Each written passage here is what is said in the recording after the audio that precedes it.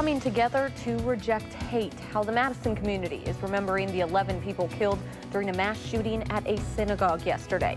And Madison police are investigating a homicide at a downtown parking lot. What they know so far. This is News 3 at 10. Good evening and thanks for watching News 3 at 10. I'm Amanda Quintana. The city of Pittsburgh is mourning the victims of what's believed to be the deadliest attack on the Jewish community in U.S. history. On Saturday, a gunman killed 11 members of the synagogue's congregation. The victims ranged in age from 54 to 97 and included a pair of brothers as well as a couple who had been married over 60 years. The suspect, 46-year-old Robert Bowers, was arrested after being wounded in a shootout with police. He is now facing 11 counts of murder. The Department of Justice is treating the shooting as a hate crime and may seek the death penalty. Pittsburgh's mayor called Saturday the darkest day in the city's history. The approach that we need to be looking at is how we take the guns, which is the common denominator of every mass shooting in America, out of the hands of those that are looking to express hatred through murder. The suspected gunman is due in court on Monday, but remains hospitalized tonight. 2 synagogue congregation members who were wounded also remain hospitalized, one of them in critical condition. People here in Madison wanted to show their support not only for the victims of yesterday's shooting, but for the entire Jewish community here in America. Amy Reed joined them for a vigil and is live at the First Unitarian Society in Madison. This vigil gave new meaning to the phrase standing room only, with easily at least 800 people here. I'll show you what I'm talking about. People filled the seats and then some. Even with no line of sight, people stood in the hallways to hear from local faith and community leaders. There were rabbis, pastors, Hispanic and Muslim leaders, and a few more that spoke or sang hymns, each addressing an increase of hate and violence toward minority groups. One man here, who's the pastor at the local Presbyterian church, said he wasn't surprised at how many people showed up for this. He said he knows this is a loving community, and many feel the same way he did when he heard the news yesterday. It was horrific, unbelievable. You know, and I understand it's the worst shooting in a Jewish community in American history. And, you know, given the sort of toxic rhetoric in our country right now, it's just such a sad day for our country. Many of the speakers echoed those thoughts. The leaders of the different groups all found a way to say your pain is our pain and we will fix it together. They stressed this is not a partisan issue. White supremacy needs to stop, and the way to do that is with love toward one another. Amanda, another thing the pastor we spoke with said, gatherings like this show that the toxicity in the world does not get the final word. All right, thank you so much, Amy. Those in Milwaukee also mourning the loss of the victims and showing solidarity. Students gathered at the University of Wisconsin-Milwaukee campus today. Many of the students say the only way to fight hate is with light, unity, and positivity. A 21-year-old man is dead after what police are calling a targeted shooting in a downtown parking ramp early this morning. Police Chief Mike Koval says it happened around 2 a.m. in the State Street campus parking ramp off University Avenue between North Francis and Lake Streets.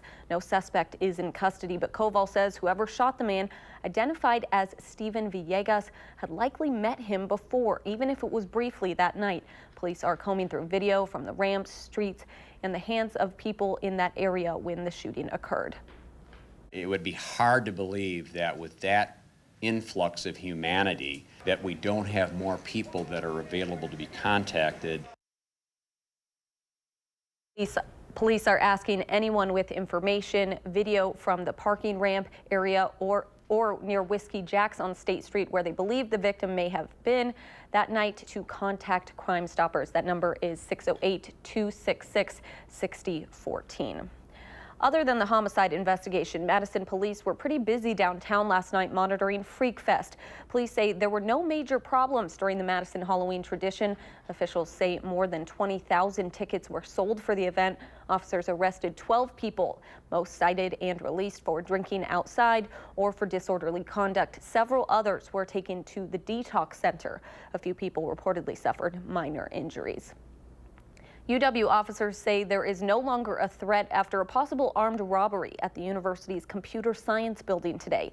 UW police say the suspect allegedly tried to rob the building with a knife. Police believe the suspect is no longer on campus. The incident is under investigation.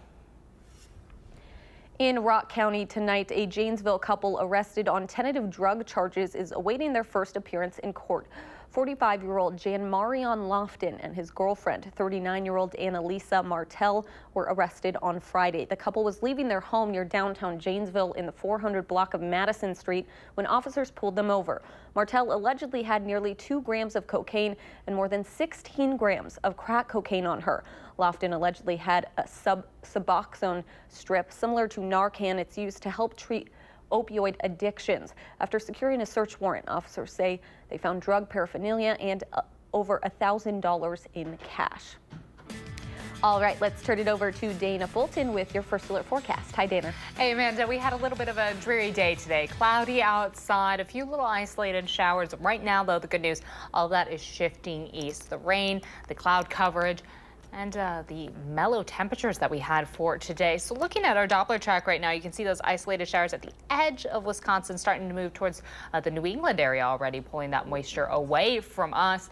Our radar looks pretty okay for us overnight. Our shower chances really wrapping on up. Temperature-wise, we're dropping just a few degrees, barely climbing to the upper 40s today. 43 right now in Madison, 45 in Janesville. A little cooler air off to the west as they're getting a clearing sky a little earlier than what we're seeing here in Dane County. So their temperatures a little cooler than what we saw 24 hours ago. We're just a degree cooler off. So if you needed the jacket last night, probably going to need it real quick this evening. Overnight lows will fall to the upper 30s. A cool start to our Monday, but notice Monday is going to hold a little more sunshine. Unfortunately, our full forecast doesn't look that sunny. We'll take a closer look at it in just a few minutes. All right, thank you, Dana. The longtime executive director of Madison's Tenant Resource Center was fired on Saturday.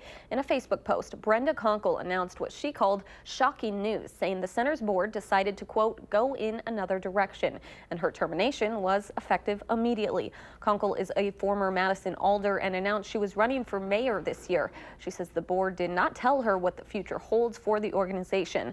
The Tenant Resource Center is a nonprofit that helps foster positive relationships between tenants and renters. School is canceled tomorrow and Tuesday for 7th and 8th grade students at DeForest Middle School. An inspection of the middle school on Thursday found mold growth in some of the classrooms in the 7th and 8th grade side of the building. It's believed to be on hidden surfaces such as baseboards and wallpaper. DeForest School District officials want to make it clear this is only for 7th and 8th graders. All other students will have school as normal. Monona and Cottage Grove residents will see 2 referendum questions on their ballots when they go to vote. The first, approving $57 million for facility improvements, including a new elementary school. The second, $930,000 for the new school's operating budget. But for all the talk about benefiting schools, some residents are having a hard time making an educated decision. Chris Lewinberg reports. Apples to apples, the farmers market doesn't seem to have much to do with Monona Grove schools. We have 2, and our oldest is in the high school. But when it comes to both, Melissa Webb is trying to get her dollar's worth. It just seems like a huge sum of money. At the market, this week's food is simple arithmetic. When it comes to education funding, the math is more on par with calculus. It's hard to say no because I have kids in the school district. But as a taxpayer, I kind of wonder if there's more middle ground, if there's more work to be done. If both referendums pass, the school district says the tax impact will be about $75 for every $100,000 of property value. Monona Grove superintendent says that the plan balances the district's need with the cost. Right now we're, near or at capacity in 3 of our schools. Not having the additional space would mean as the enrollment continues to increase, having classes in places that weren't designed as instructional areas. According to Olson, the debt impact equation was calculated to be balanced. And we actually have some debt falling off. And if the referendum passes it, of course, there is a tax impact. And so trying to minimize that with timing at the time that the other debt falls off is a big part. Jeff Simpson is on the school board and has done the math over and over. It's cost effective. It's something that will get passed in both communities, I believe, and it fills our need right now. Back at the market, Webb is deciding if the referendum is a ripe vegetable or a bad apple. I think for me, I would want to see more of the numbers. I look at it and I go, holy moly. For News 3, I'm Chris Leuenberg. Other than the new elementary school, the facilities improvements include maintenance and repairs that the district says it has deferred for years. Coming up, Halloween isn't officially here yet, but it's never too early to celebrate, especially when it involves animals. We'll show you some of the spooky and adorable costumes that filled the Henry Vilas Zoo today.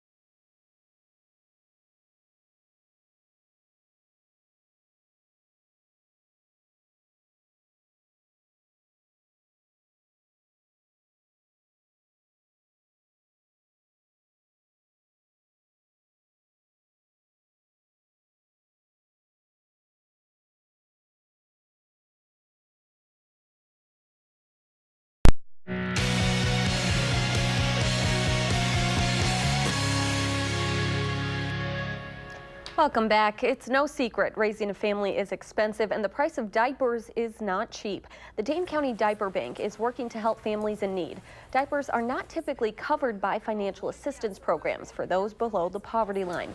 The Diaper Bank works with local partners to provide diapers for those families. Today, the organization held a diaper drop and drive event where people could drop off unused diapers.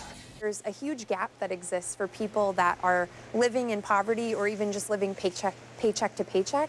that just might be a little short every month on diapers. And unfortunately, it's not something that you can really afford to skip.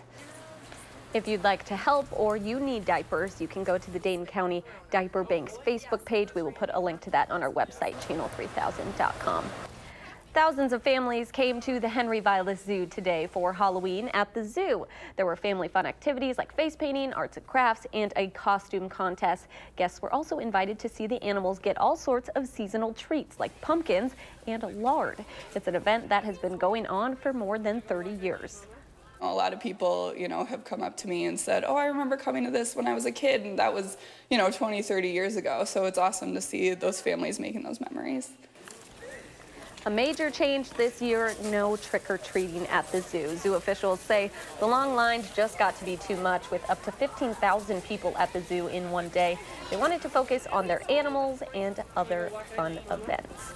Well, it's a little bit of a gray day today, but at least we could have trick-or-treating. It sounds like it's going to be clear on Halloween. That's what it's looking like right now for our Wednesday, although the little ones at the zoo today, I think that they got their Halloween fun in. It was and the costumes, adorable. Adorable. They were fantastic. It was a little gray outside, though, unfortunately, but the good news, the showers that we had now moving east, and the rain that we did see today was just light speckled rainfall, no major washouts events, barely picking up a trace for us in Madison. So our Doppler track right now showing all that rain again, shifting east and moving out of here. The clouds slowly moving east as well. So we'll have a clearing sky overnight, and as we head into tomorrow, I'm not looking at any sort of threat for these little isolated showers to linger, nor really a threat for much of the cloud coverage to linger as well. So if you've had a little case of the blues today, your Monday shouldn't be so blue. It'll be a little more sunny outside. Temps are currently in the 40s. We're at 43 in Madison and in Janesville, about 45 in Mineral Point and in Lone Rock right now. So compared to this time yesterday, sitting in a very similar boat, just a few degrees cooler for us already. We're going to drop quite a bit more tonight.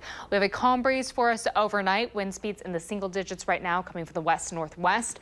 We did have quite a gusty day today. We had our peak wind gust at about 32 miles per hour in Madison, closer to 36 in Lone Rock. So it may have things get tossed around a little bit outside.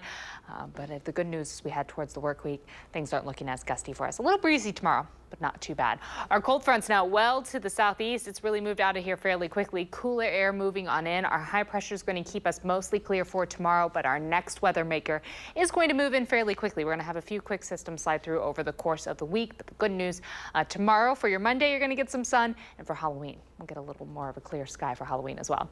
So overnight, we watch the clouds slowly clear on out of here. By tomorrow morning, temperatures will be in the upper 30s. By your lunch break, we have just a few clouds, but otherwise a mostly sunny sky. Afternoon temperatures will be in the low 50s. Overnight, we start to cool back down yet again. Clouds building back in, though. Unfortunately, heading into Tuesday, we are expecting those clouds to linger throughout the day, and we do have the chance for some showers to come through as well for our Tuesday. We'll get them out of here fairly quickly, though, and that'll give us a clearing sky for Wednesday. Right now, pretty mellow downtown. Temps barely got into the upper 40s today. We should be in the mid 50s. Even this morning was a little warmer than where our overnight low should be. So from 43 to 49, we just didn't move around too much today. We are going to cool down a little more overnight as those clouds decrease, gives us a little clearer sky, the opportunity to cool down just a little more. Still chilly tomorrow morning. Again, 39 in Madison, 53 the high for tomorrow. Mostly sunny, just a little breezy, but thankfully not nearly as gusty as what we had to deal with today. Looking at the next 7 days, plan on sun and then the chance for some showers and then sun again. Overnight low temperatures won't drop too much because we'll stay cloudy Monday and Tuesday night.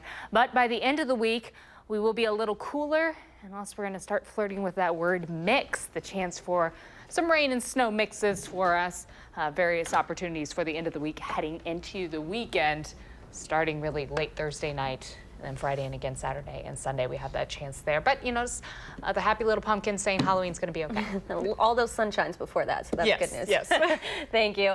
It was an interesting end to the Packers game today. What happened exactly? We will show you. That's next in sports.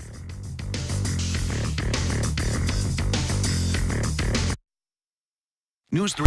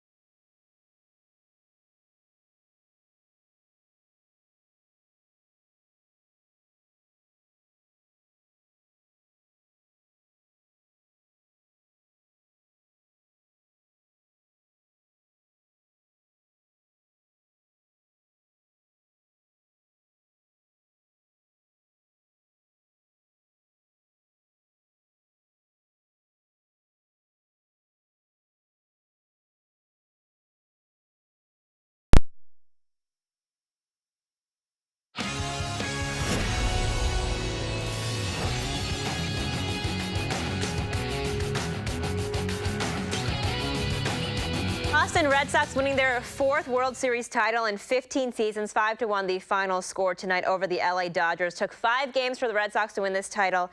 David Price pitching a gem tonight. Well, meanwhile, back here in Wisconsin, Packers head coach Mike McCarthy hasn't had 3 wins or fewer through the first 7 games since 2006.